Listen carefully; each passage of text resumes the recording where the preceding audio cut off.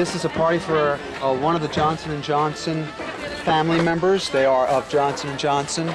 You may not know that some of these people are actually Johnson family members, so treat everyone as if they are. I always expected that my 21st birthday party would be the greatest night of my life. Champagne, pretty girls. You wonder, can life get any better than this?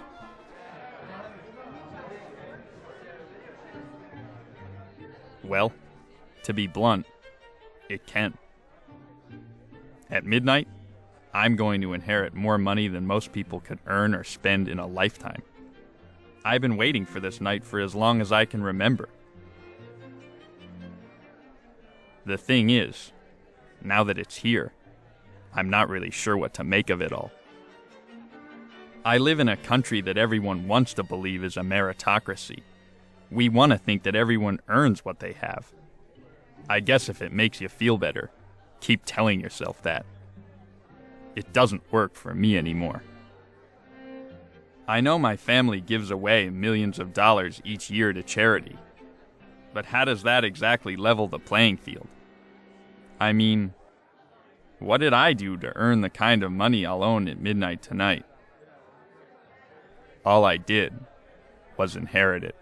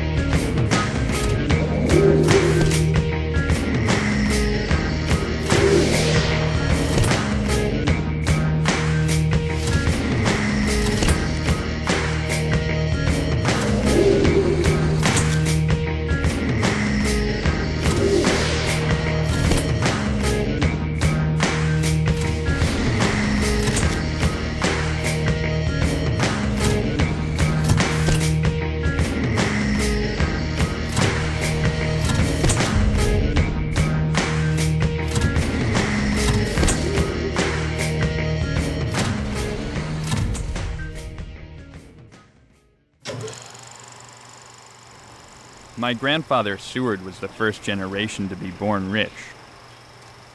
When he was my age, he bought a schooner and sailed to the Arctic. From the beginning, my grandfather had everything going for him. He went to the best schools, was trained in all the finer arts, and was introduced to all the right people.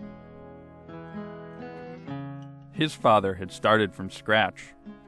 He founded a company in 1886 that was called Johnson & Johnson. It wasn't long before the Johnson brothers were two of the richest men in America. It sure seemed like my grandfather had an ideal life. If only he'd known then about the trouble ahead. By the end of his days, my grandfather had managed to sink himself and his family into the kind of problems only truly mastered by the very rich. Ugly estate battles, bitter divorces, brutal publicity, and family ties undone by business rivalries. I've heard plenty of stories like my grandfather's, and I have a feeling that I'm not the only rich kid a little worried about the voodoo of inherited wealth. But the thing is, nobody wants to talk about money. It's like this big taboo always lurking under the surface. That's why I want to ask other kids who were born rich about that one subject everybody knows it's not polite to talk about. Look, Jamie, this firm, we have represented your family for years. For years. I can't in good conscience recommend to the kinds of people you want to talk to about the kinds of things you want to talk about that they participate in the film. They have to be nuts.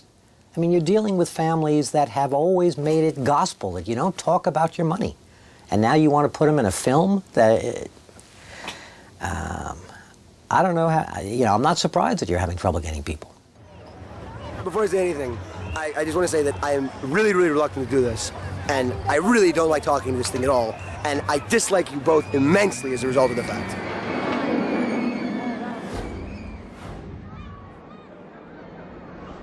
If Luke is any indication of what it's going to be like trying to get my friends to talk, then this is going to be more of an adventure than I expected.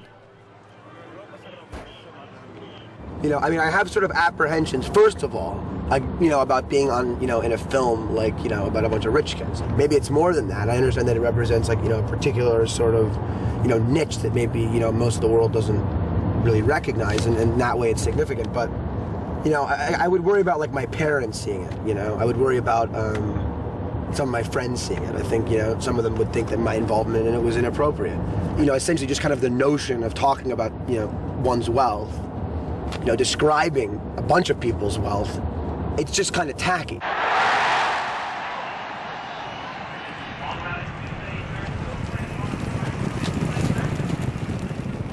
My father's in the gaming industry.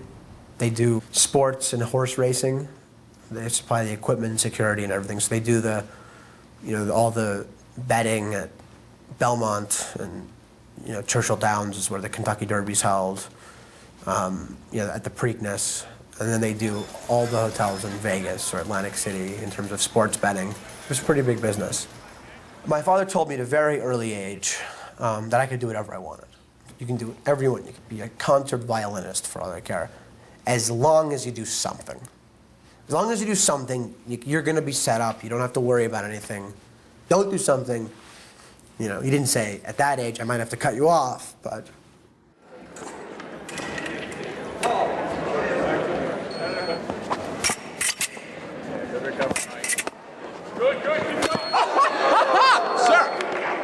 It would be a low estimate, a very low estimate for me to say 20 billion. But I can't get too exact with it. But in attainable assets, that's the range our family's in. My grandfather goes by Psy. His father went by SI.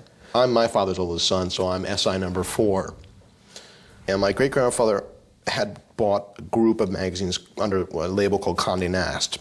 I don't remember what was in it originally, so I'm just going to name them all. Is that okay? I don't have enough fingers. Vogue, Allure, Vanity Fair, GQ, Self, Glamour, House and Garden, Condé Nast Traveler, Architectural Digest, Bon Appetit, Gourmet, Wired, New Yorker, and I'm sure there's a couple I missed, which in any other family you'd think would lay a lot of pressure on my shoulders. They say, you're the oldest, you're the namesake. But it doesn't work that way in my family. You got to earn your way. If you don't go to school, at least somewhat, and if you don't work for the family and put in your time, you don't get shit.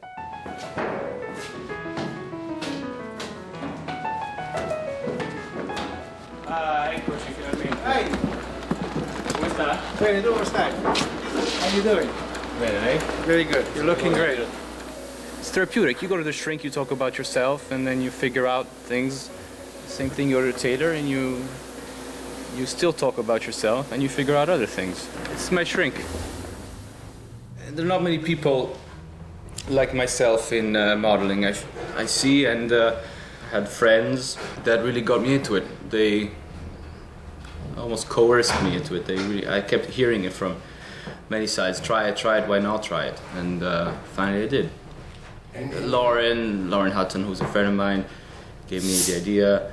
Isabella Rossellini once said, yes, I called, Some other members of my family think it's a step down being a whore, which for a man, I think it is.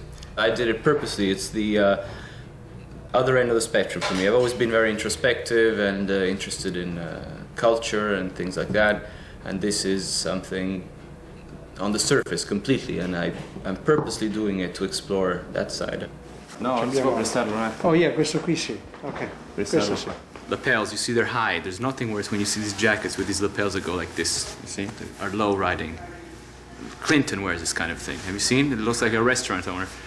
It's so vulgar. This is has an aristocratic thing to it, no?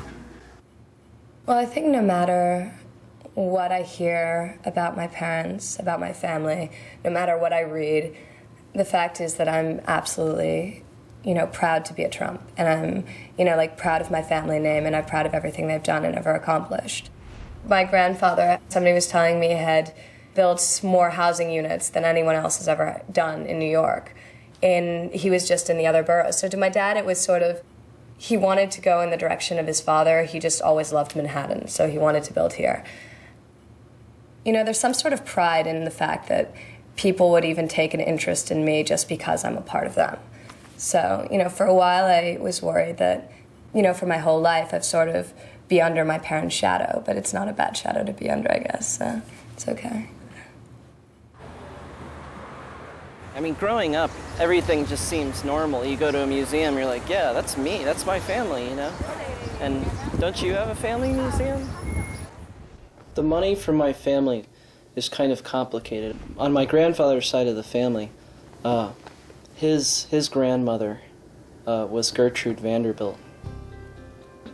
The Vanderbilts made their money in shipping and railroads. And Gertrude Vanderbilt married a guy named Harry Payne Whitney, who was the son of William C. Whitney, who was a very famous New York financier. Gertrude was a bohemian type, kind of going off to Paris and getting sculpture lessons by Rodin, and in the early 1900s had gone downtown and tried to help out struggling American artists, and in the process formed the Whitney Museum.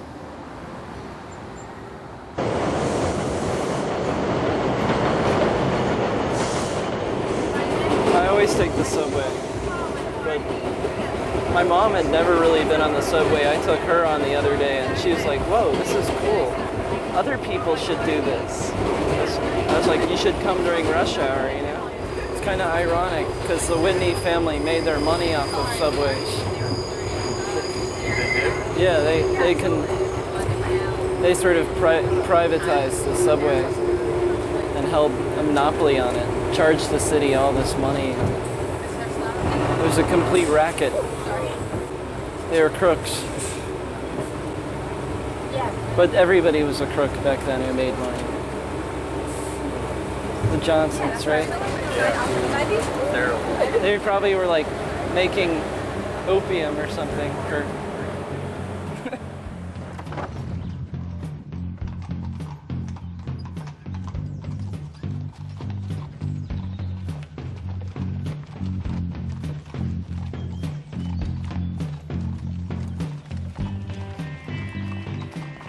I didn't always know I was rich. I know it sounds a little strange to say that, but growing up in the country, I just thought that everybody had carriages and horses and stuff like that.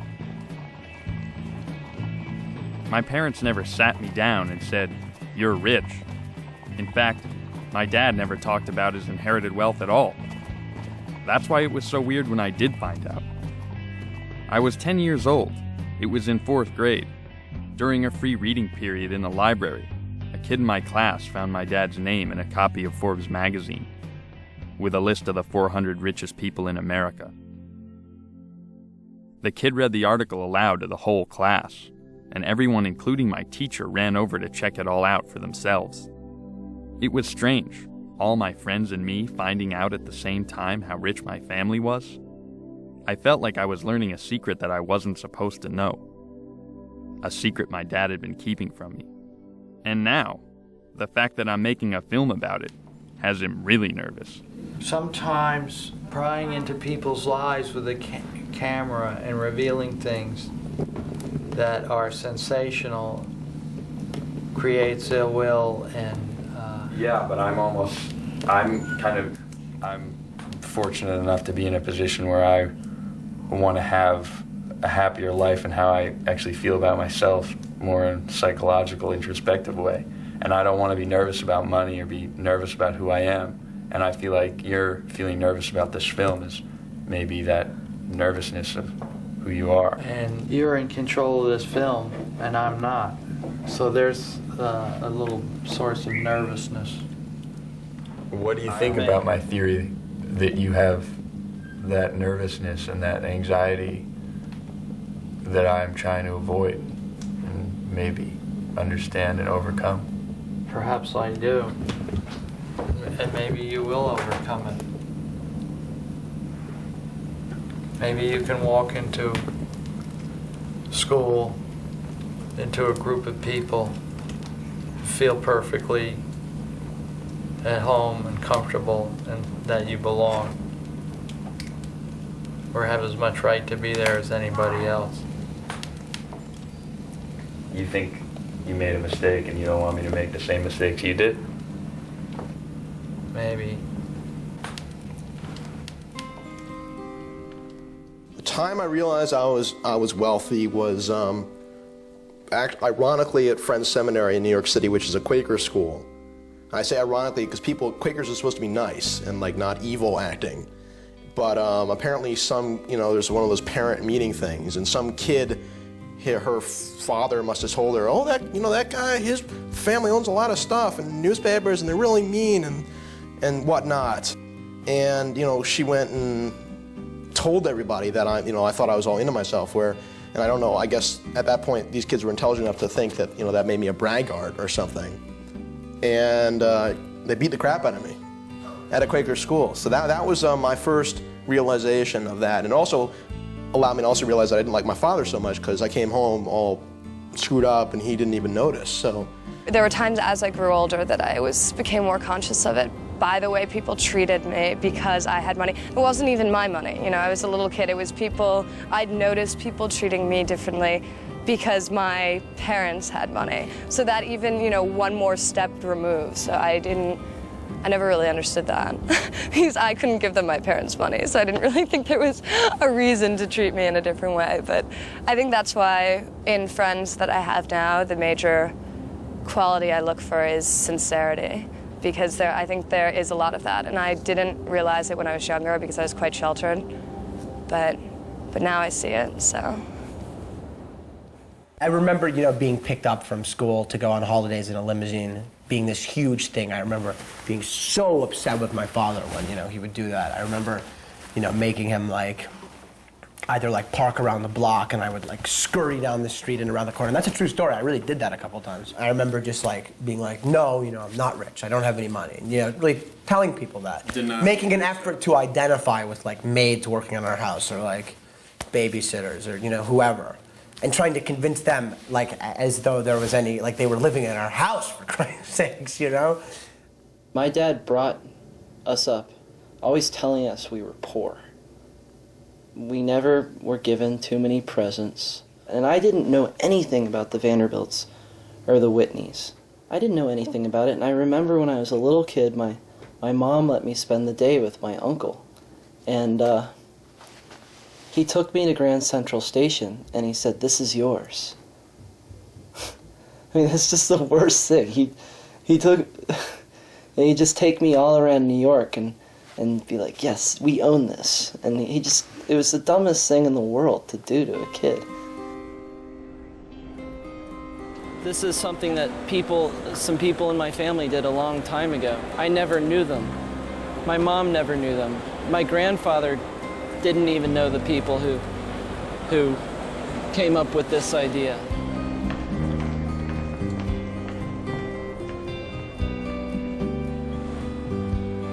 I'm not making money off of Grand Central Station or anything. I didn't grow up like Josiah with statues of my family in front of Grand Central Station. I don't even know that much about how my family started their business. And I really don't know anything about how it still runs today. In fact, none of my relatives have worked at Johnson & Johnson since my grandfather's generation. All I know about it is that ever since I was a kid, I've heard this rumor that they have a company store in there where employees can get anything they want for half price. Even though my name's on the package, I'm just a shareholder and a customer, so I pay retail, just like everybody else.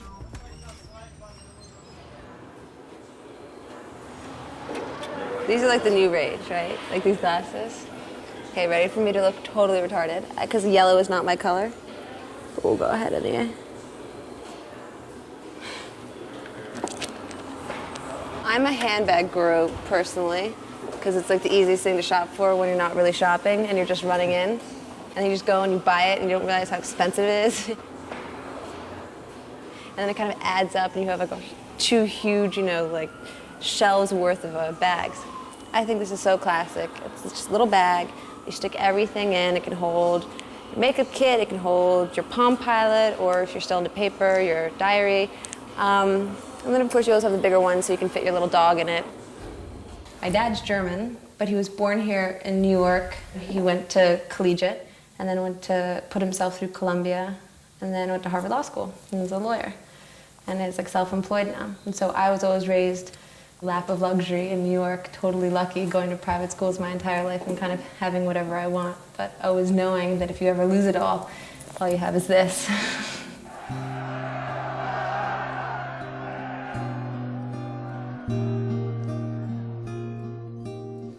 I'm a German baron and an Italian viscount. And how does that happen exactly? Well, because my great-grandfather was Kaiser Wilhelm II, and it just means, you know, when you come from an old family, and, you know, hundreds of years ago, you know, you're either related to a royal family or, you know, somebody in your family, like in the Middle Ages, you know, clubbed somebody on the head and king made you, you know, baron, a duke or whatever, you know, 800 years ago, 1,000 years ago. And then, you know, it's just sort of the way the family's progressed. And it's just a question of, you know, manners and just, it's not even that. It's just like, you know, the difference between old money and new money. Right. Wow, come on. Sir. Nice that side. So as you can see, there's not much audience for fencing, aside from the fencers themselves. It's kind of bleak. Do you hang out with the fencing team more than you do with the other? Roger, do I hang out with the fencing team? Yeah, you hang out with the fencing team. I hang out with the fencing team. Everyone's very nice here, because fencing just attracts people who aren't that outgoing, who don't have that much they need to prove, you know, guys who don't shout and scream all the time. And drink. Go, Ford! Call you, Ford! All right, Nathaniel! Whoa! Shit. A lot of people who know me know, you know, what my financial situation is, and they do ask me a lot. They wonder, why do I stay here on campus? They think I have something better to go home to, like a mansion or, you know, my apartment off campus or something. And I do have a place in the city, my father's place, but it's not fun to go there. And I feel a guest in my own home. So I stay here, and I made this place my own, and my friends don't always understand that, and they have their own idea of how a wealthy person or person from a wealthy background would live. This is my place. This is in Lloyd at Haverford. It's senior housing. That's a Lloyd double, so I have 2 rooms, mine and my roommates, and we have a suite. And it's nice. I keep all the things I want. We got food stuff, which we're kind of out of, and enough liquor to service at least 2 people. It's certainly a far cry from what I've got at my father's place in the city. But this is really it for me. This is where I feel safe and feel in control of things. When I go to New York, that just doesn't feel like my life anymore. Okay, this is a room that nobody's probably walked into for the past 10 plus years. It's a little time capsule, if you notice by the Madonna clock and my interesting attempt at color painting, the homage to Poison and Motley Crue, the 90210 posters, little, I think they were trading cards that were stickers, and the Bon Jovi sort of wall. This was my bed. It's a little small for me now. Probably why I don't stay in here anymore, but yeah. And what floor are we on? We are on the 68th floor. Not a bad view to wake up to.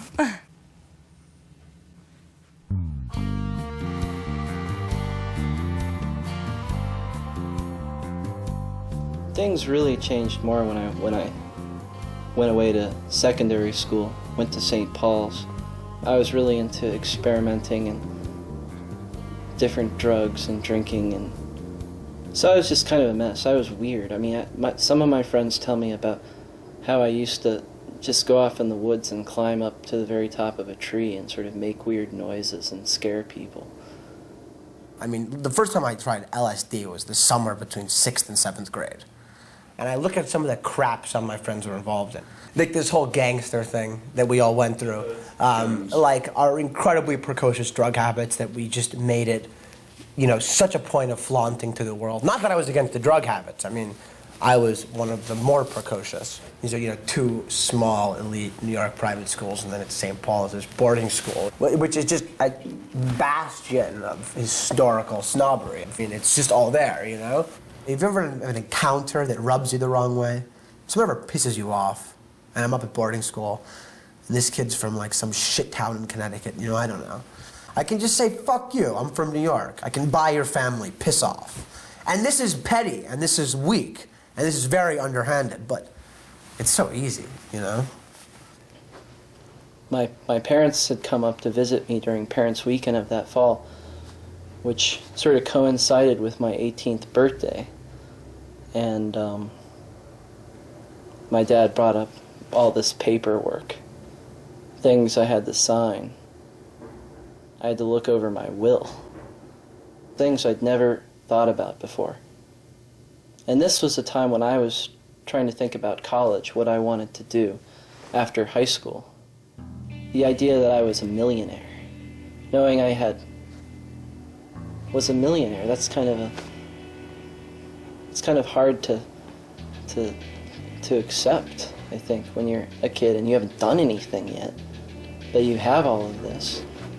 And while all your, you know, you have other friends who don't have anything.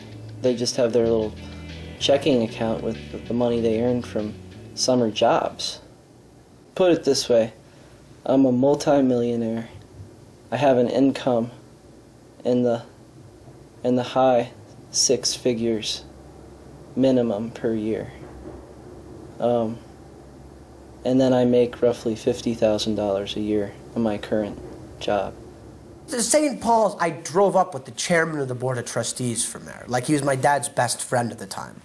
You know, like, the second day of school, like, the headmaster, who every student hated because he was such a prick, came up to me and personally introduced himself. Just like things like these you tend to notice, you know? And then Brown, like, forget about it. Like, I mean, I think on some level I got in there on my own merit. I had really good boards. I had really good grades in high school. But that's almost incidental, because I feel pretty sure I would have gone there anyways. I attended an entire of my first academic year, I think less than 8 academic obligations total. And that includes tests and exams. So including tests and exams, I physically got up and went somewhere for something having to do with class less than 8 times. You know, and I get these, like, you know, kind of really evasive letters from deans saying, though you are technically, you know, below the number of credits, you know, required, you know, for continuing education at Brown University, we do feel that with continued academic progress, you will da-da-da-da and da-da-da. I'm just like, oh, Jesus. You guys can't throw me out, can you? Like, this is ridiculous. You know, so again, like, you know, great, phenomenal. I showed up at Trinity College in the fall of 1994 for a couple weeks, and college was just out of control. I'd had all these problems with depression, and, you know, I was quitting the sports teams and sitting around in my room and not really reading the books I was supposed to be reading in school. And my parents came up, and we both decided that I was going to take some time off. You know, at first I thought it was going to be a semester or 2, or the whole year, and it ended up being about 2 years. Probably the best 2 years of my life, the most important years of my life. One of the jobs I had was working in an oil field services company down in Texas. I was working with Cajuns and Hispanic guys who'd never even been to high school. And here I was, this kid who'd been to all these fancy boarding schools, and I was an alien to them. And it was hard at first, but I think they also learned some things from me. You know, lunchtimes they'd always be asking me all these questions and kind of trivia questions. They'd get a kick out of that I knew a lot of these things. You know, to know what the capital Chile is or something. In my mind, I knew it was Santiago, but I went on a fly fishing trip with my dad down there in the mountains, and I'm going around on helicopters, going from pool to pool. Really what I learned is that working hard makes me feel good.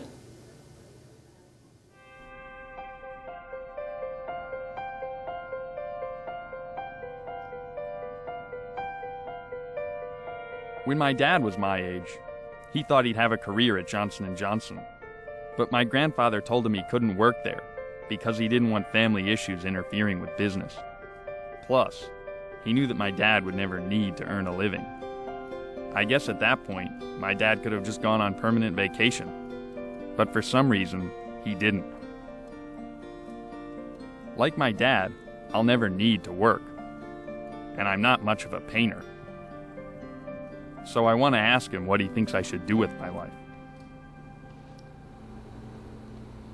After graduation, you might pursue the filming a little bit, but you might also get interested in graduate school, further studies, building a collection of historic documents, papers, publications.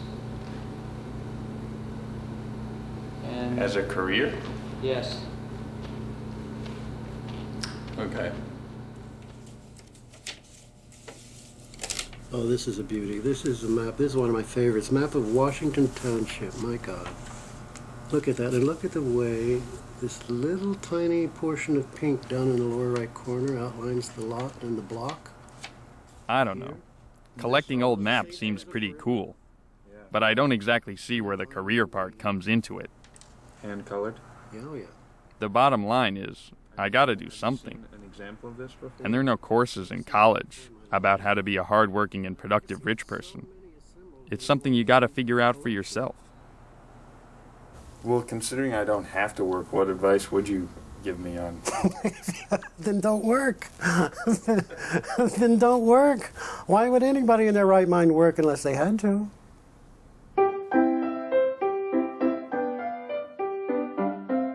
I personally do not believe at all in any moral obligation for anyone. But I've seen that people with money that don't do anything aren't happy. A great philosopher called Schopenhauer says, well, the poor are limited by their poverty. It is the duty of the rich to cultivate themselves in their idle time. And if they use their own riches for this, they can reach the highest elevation. Class has always existed in humankind. You have denied it as a culture, not to be supercilious and look down from an older culture, but really you're discovering it just now. Well, first I went to Wellesley thinking that I was going to work really hard and I wasn't going to get paid anything because I was going to be a doctor. Even though I was having fun the whole time, I was realizing that my credit card bills were mounting in college, and I realized, okay, this is not the way for me to be. Why don't I go try investment banking? Got to investment banking, they work you to the ground. The first day I got there was 7 in the morning. They didn't let us leave till 10 o'clock at night. And I was like, yeah, welcome to Merrill Lynch and welcome to working your butt off. But I enjoyed it. I learned a lot about finance. I learned certain skills, how to interact with clients. That was my best skill. Like I got handwritten notes from CEOs of companies saying I was great, I was fabulous. Ever need anything, call them. But I didn't have the drive anymore. Like I saw these people that would just sit there and sit there and sit there, and I was like, my friends are at downtown Cipriani right now. It's 10 o'clock at night. They're having Bellinis, and like I'm sitting here cranking out numbers that are never even get looked at. And that's where I drew the line. I was like, I need a normal life. I can be successful between the hours of 9 and 7 or 8 o'clock at night, and then go out and have a good time. I went to lunch with my mother. Thought it was gonna be like a nice family lunch. Ooh. Oh no, okay. And suddenly as like I'm about to leave to go to the gym, she's like, we need to talk. I'm like, uh-oh. She's like, what are these bills I see on my credit card? She just wants me to respect what I buy. You know, like that even though we do have like a privilege and are in New York and you are doing all these fabulous things and famous people wear it, that at the end of the day you realize not everybody is as lucky to have what we have and to be able to stroll down Madison Avenue and go in and buy a pair of $600 shoes if you really wanted to. A lot of people, you know, that's like unheard of.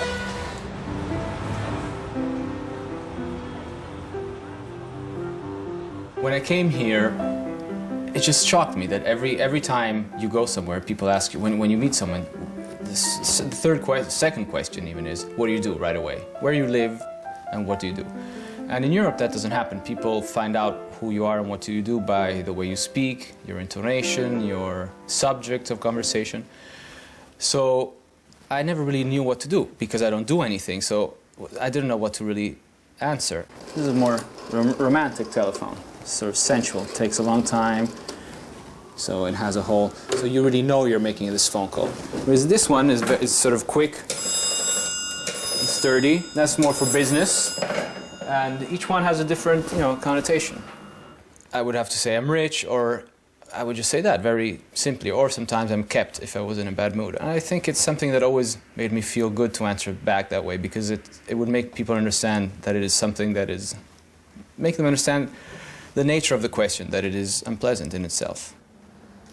This is the Britannica 11th edition, which is in 33 volumes, but thin.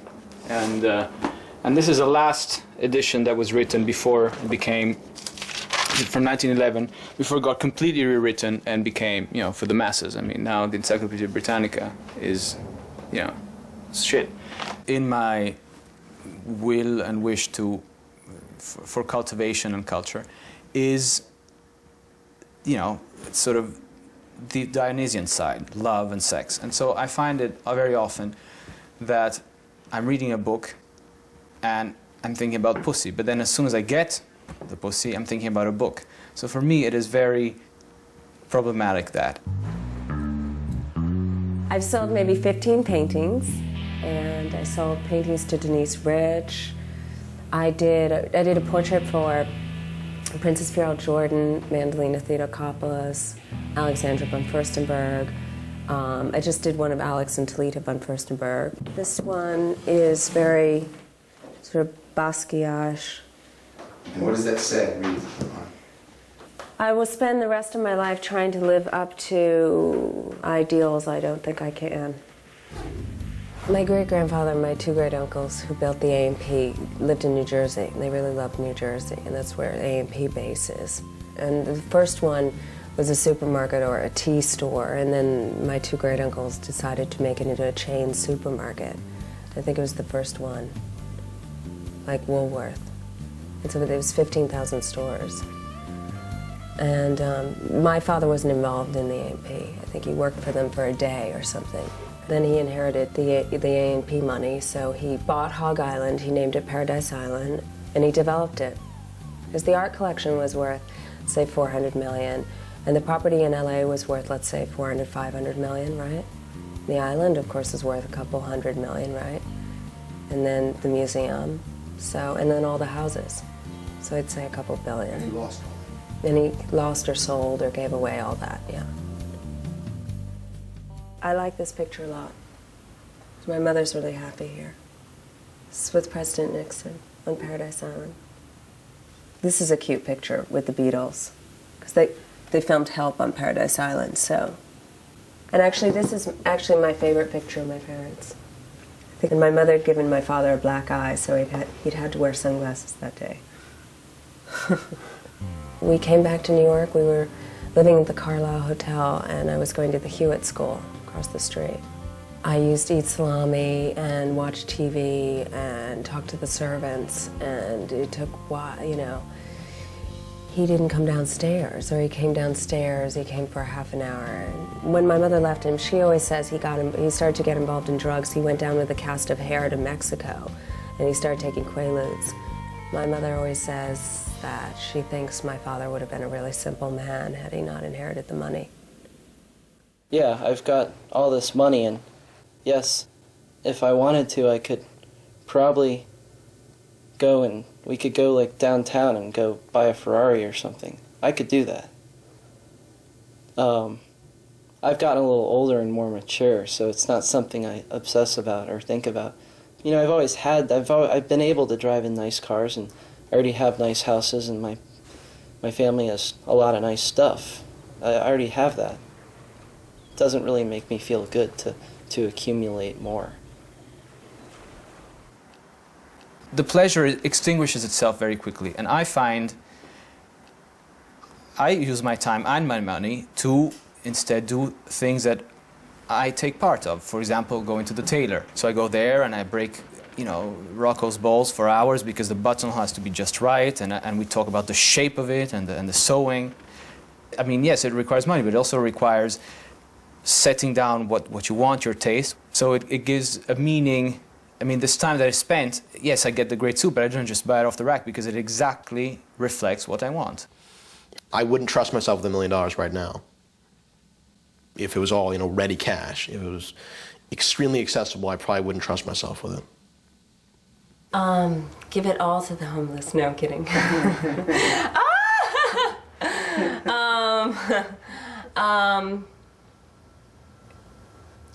Let's see. I just have a few houses in like the Bahamas and London and animals and plane. Big art studio. Things like that.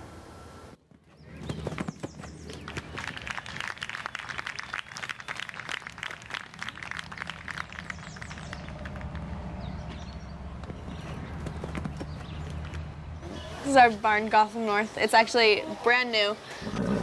I have 8 stables here right now. This is Nadia. She's actually my youngest horse. She's 6 years old. We just bought her this year from Europe. This is Julius. He's a little crazy sometimes, but you know, we like him anyway. This is Caristella. I do her in the high amateurs, and she's gonna be a great horse. Having the last name Bloomberg sucks. I remember when he actually first started campaigning, and I won a big class in May at a horse show, and a few people from different magazines wanted to interview me. I sat down, and the first question they asked me was about my father, and I realized that second how it was going to be, and it has been like that, and that's really what my struggle is to have people see the person behind that name.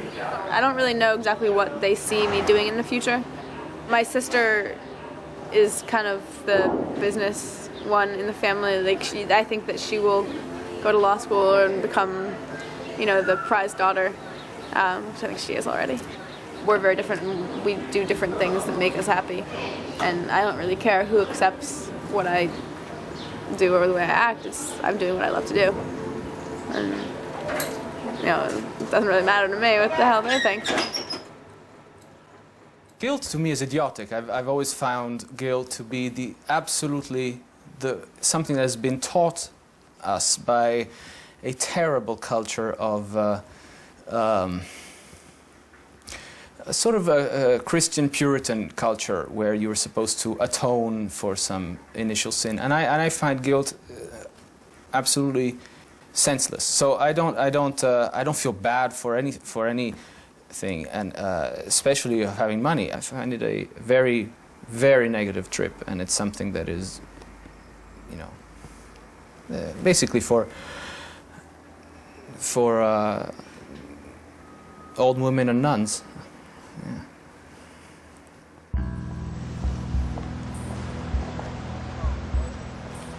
I remember once my father and I were walking down Fifth Avenue, and there was a homeless person sitting right outside of Trump Tower. And I think I was probably maybe 9, 10, something like this. It was around the same time as the divorce.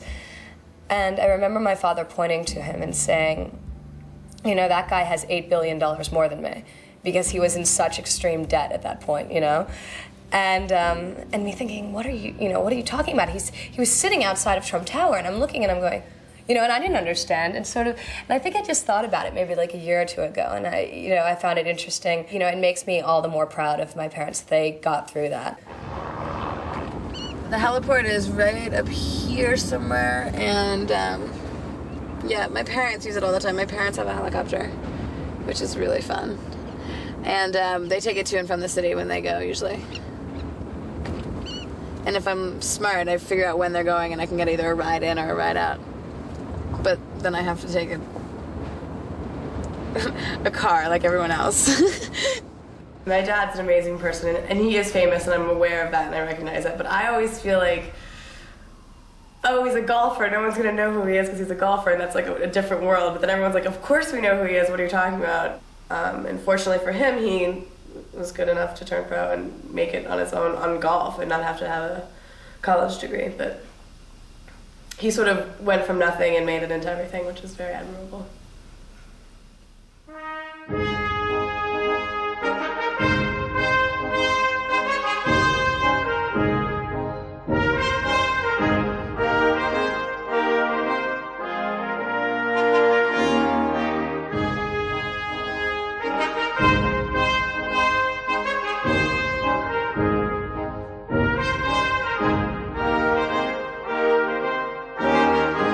This is the Bathing Corporation of Southampton, and this is where lots of people come to bathe, and eat lunch, and sit on the beach. And I've been there all afternoon, and now I'm going to give you guys a tour of Southampton. Now we're going onto Main Street of Southampton. I am not a big shopper myself. I sort of go into Saks because my parents forgot that they still gave me my charge card, so that's the one store that I can buy clothes in where I don't have to pay for them, and it gets charged to them, which is amazing. This is the Meadow Club. This is where the tennis, all the tennis is played here. It's only a tennis club, but you can probably play like squash and that kind of thing. Racket club, if you will. This is extremely, extremely like waspiest of wasps. But it's beautiful, as you can see. All the courts are grass. You have to wear all white to even be here. Is he a member? Well, he's probably a pro. I brought 3 or 4 Jewish friends to the Bathing Corporation today for lunch, and it's fine. I mean, actually, I don't know. That was the first time I've ever brought anyone, so who knows, I may get kicked out tomorrow, but I think it was fine. I think the people at the club would probably not be that excited if someone came in with a black person. Especially someone, not that I have any problem with it, please, but especially being that my parents, for example, are relatively new to the club, or to all of this in general. So like, we're already on sort of like watch, you know? Like, everyone already sort of like is speculating on like what we might do wrong, I feel like.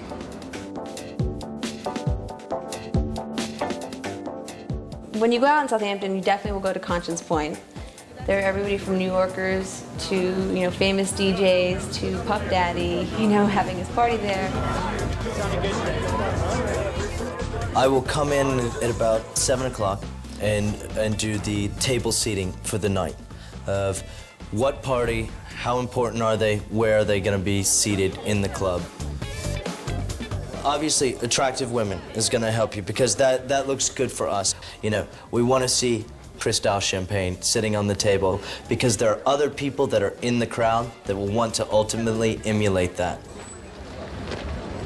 Luke, how are you, man? Hey, good to see you, dude. Nice to see you. But the nightlife in the Hamptons is about as despicable as it gets. You know, the fact that we all go out there, you know, we all go out there to relax, enjoy ourselves, maybe play some tennis, sit out on the lawn, go out to the beach, and then we find ourselves in these places which are even worse than the clubs in New York at night.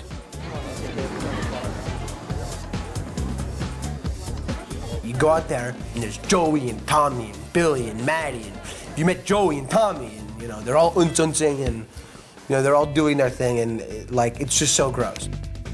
I mean, I just don't understand why we can't just go out there and have people at one another's houses and sit back. We can get drunk. We can do lots of drugs. We can be decadent. We just don't need to do it with Joey and Tommy, you know? We have a 2-bottle minimum per table. Our cheapest bottle is $250 a bottle.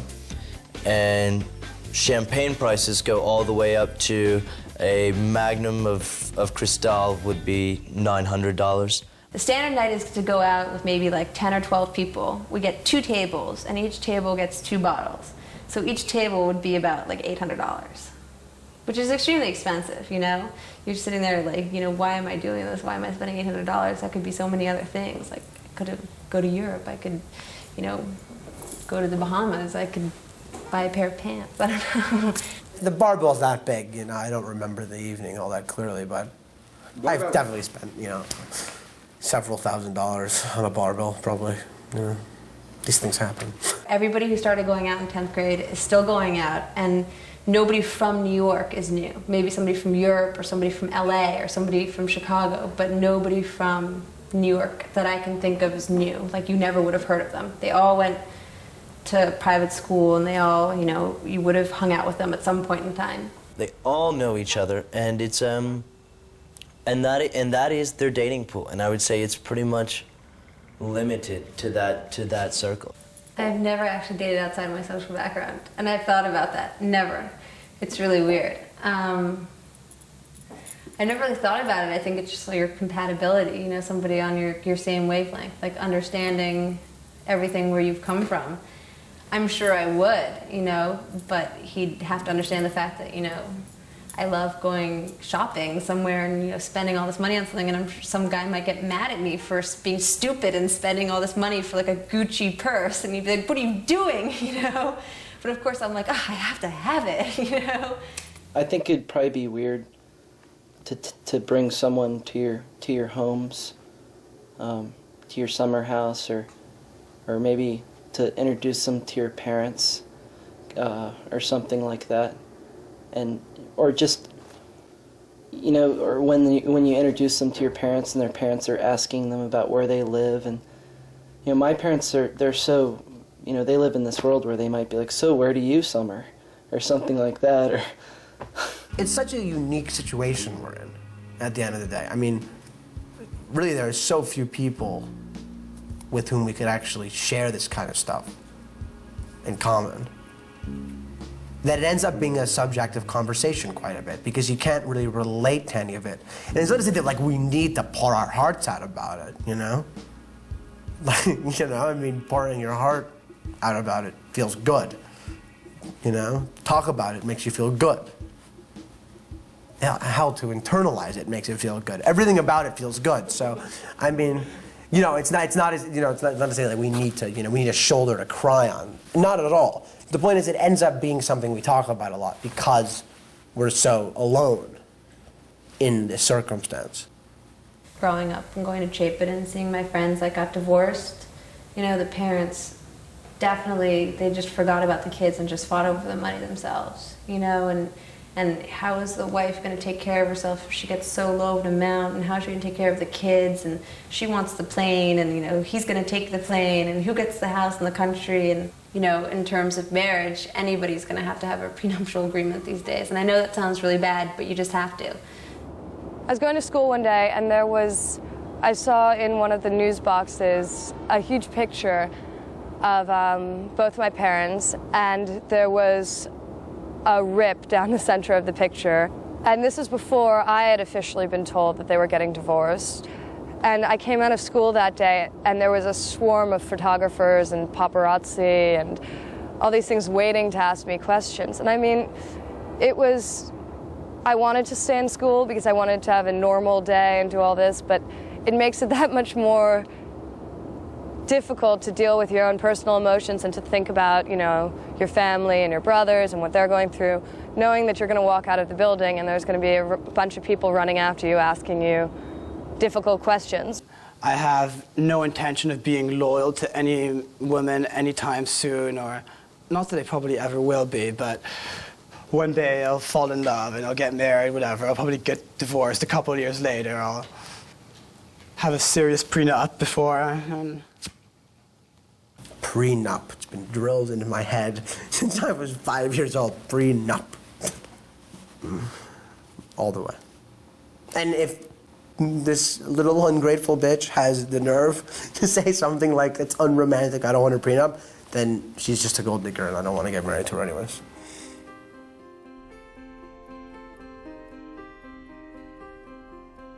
I guess it's a little strange to be thinking about divorce before you even know if you're gonna get married. But I've seen what can happen if you don't think like that. When my grandfather was 73, he left my grandmother and married the upstairs maid. If they'd lived happily ever after, things would have been great. But it didn't work out that way. At the end of his life, sick with cancer, he was medicated and manipulated into changing his will again and again. After he died, the court battle over the fortune he wanted to leave to charity destroyed his reputation, tore apart my entire family, and made his third wife one of the richest women in the world. My dad never really got over the whole thing. For a guy who thought it was impolite to talk about money in the first place, having the whole mess discussed in the New York Times every day was a total nightmare.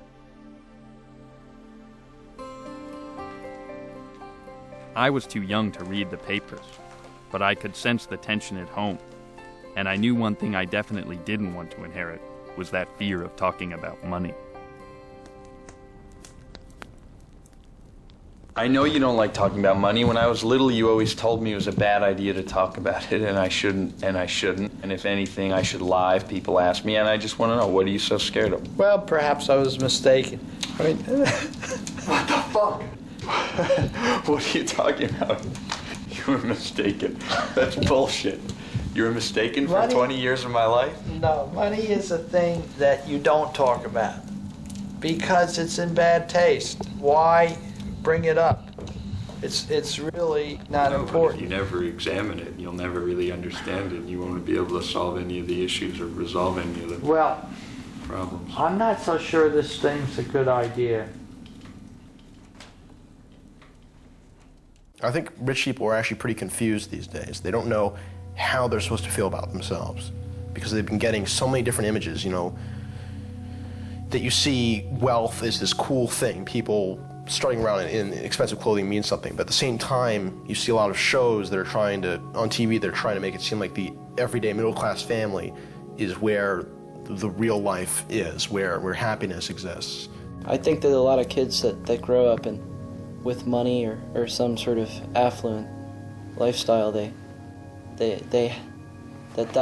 lifestyle can sort of, it really holds them back from discovering their passions and what really makes them feel good about life. I remember once I was on a job in Australia, and this guy just walks up to me. I was at some, after celebrating party. It was the fashion shows there. And this man walks up to me who I'd never met and says, what does it feel like to be wealthy? And I was like, excuse me? And he goes, what does it feel like to never have felt any pain? And that really upset me, not because I was upset for myself, but because I was upset for him. Like, I was bothered by the fact that he could be so ignorant. And, that there are people out there who could, say such a blanketed thing and just be so downright stupid and just, not use the brain that they have. And that's what bothered me, not the fact that he could make, not the fact that anything he said really, wounded me deep down, just the fact that there really are people out there who think like that. That think that with money comes happiness. Do you ever worry about getting cut out of your family Yes. will or your company? I'm extremely paranoid. I'm paranoid all the time that suddenly, the next fax from my grandfather or the next phone call is going to be, I'm really disappointed in you because you wore the wrong pair of shoes the other day, so, you're on your own. Have fun. Sure, big time. Scares the hell out of me. It's regrettable. There are an enormous number of things I really, really count on, the absence of which would bring about a lot of emotional distress, maybe even intellectual distress. What do you think? What would you do if you lost all your money tomorrow morning? I don't know. It's kind of like, well, I'm not going to compare it to that, but it is in the same way like the idea of losing a parent or a sibling. This is something you don't really like to think about. Maybe some people do. Maybe some people can handle the prospect psychologically of either of these two losses occurring, and they can actually foresee themselves. I don't think I could really think about it till it actually happened.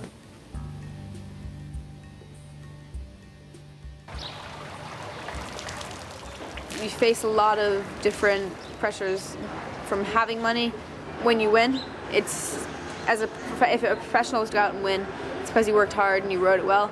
As an amateur, some people will see that that you rode well or you worked hard for that, but there will always be the people that said that you won because you had the nice horse. I could use it as an excuse to not come and not work, but I've kind of swapped that and made it be an encouragement and incentive to come and work even harder. Kind of prove people wrong.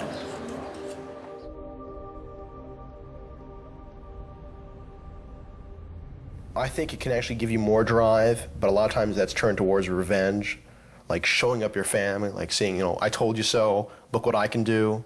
That's why you see sometimes, you know, wealthy kids turn to drugs or you hang out with really whack job people because they want to shock their family. They want to show that they can escape from the mold that their family all seems to be a part of. I mean, personally, the way I'm going about that is because I plan to actually graduate college and go to graduate school and, you know, and fucking, you know, thumb my nose up at them with a PhD in something. That's it. I mean, that's my little form of revenge. Rather than getting Barbie dolls, I used to get upset. I always wanted Legos or like erector sets or something like this. So I love like looking at the New York skyline and being able to figure out like what I'm going to add to that, and you know, what patch of like sky, you know, maybe one of my buildings will be in. So I've basically always wanted to go to real estate development. It's in the blood, I guess. I want to be indispensable. That's my primary objective. I mean, whatever I do, I want to be as indispensable as I can. Now, that's a little vague. Probably like a lawyer or in business, is my guess. From the beginning, Luke had doubts about being involved in this movie.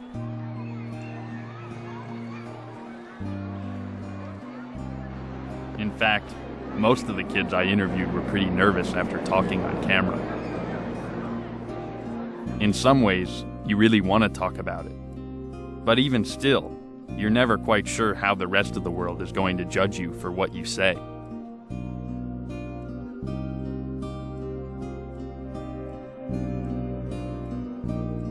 When the gossip columns finally found out I was making this movie, that put an end to the interviewing. Some of the kids really started to panic. Luke took it the farthest. He hired a lawyer and sued me for defaming his character. Maybe I should have seen this coming. It's not like I wasn't warned.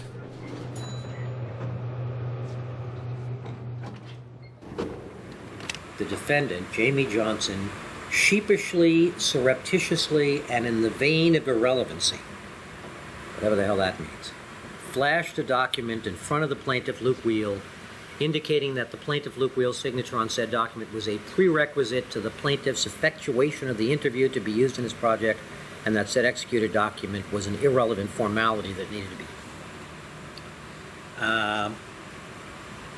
What I guess they are saying, but I got to tell you that I consider it irrelevant, is they're trying to make it seem as if Wheel didn't really know what he was signing when he signed something. All of this stuff about sheepishly and surreptitiously, they're trying to make it seem like, oh, Luke, by the way, I mean, you have to sign this thing, but it's nothing. And the irony here is that Luke, who clearly can afford to try to deal with his problems this way, is suing you. And he can afford to sue you. And very likely he will play this thing out for all it's worth. I don't think it's worth much, but it's sort of the irony of making a film about wealthy people, that their very wealth allows them to come back and sue you if they become unhappy with what it is that you've done.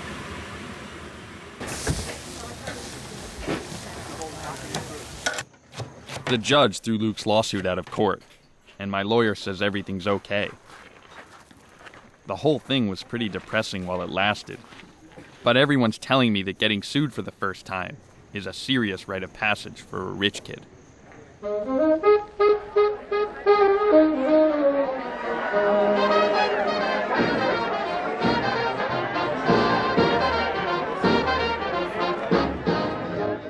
I was always told that the American dream is about getting a bigger and better life than your parents had. But that dream was accomplished by my great-grandfather. So I live outside the American dream And now it's my job to build a meaningful life apart from all this privilege I've inherited. I've learned that part of coming of age is finding something that's your own, and not your family's legacy.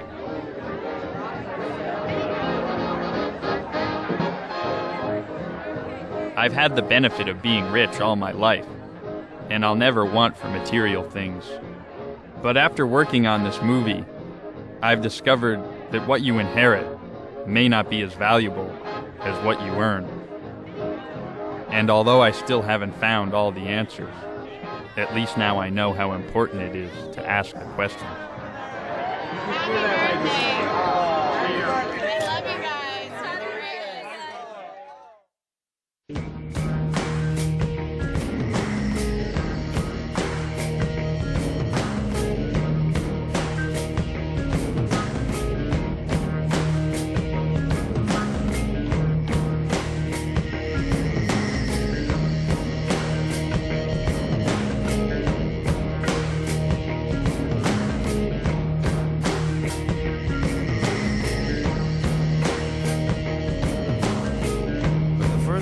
In my life,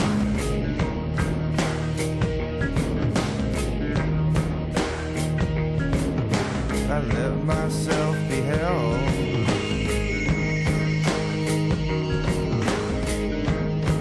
Like a big old baby.